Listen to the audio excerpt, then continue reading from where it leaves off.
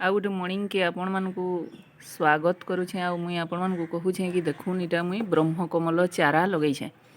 इटा नर्सरी वाला कहला कि मोते 100टा प्लांट दरकार मतलब पॉलिथीन से पठै दउछे जे नहीं पहुँचे। इटा मोर पाखे जेतकीटा 25 कि 30टा आड़े पॉलिथीन थिला मुई ऑलरेडी मोर पाखे चारा थिला भी बाकी सेटा 550 लेखा बिकसी।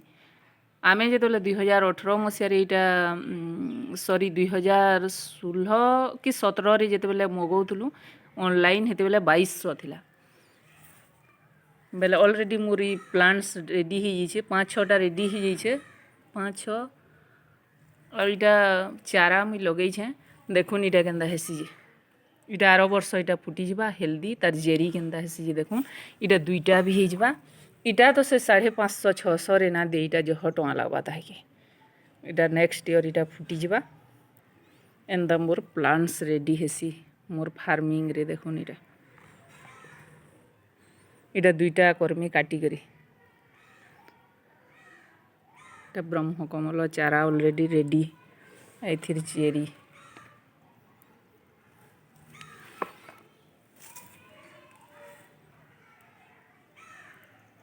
जदि वीडियोटा भल लगला बेले लाइक शेयर फॉलो सब्सक्राइब टिके करबे। ब्रह्मकमल चारा मोर रेडी।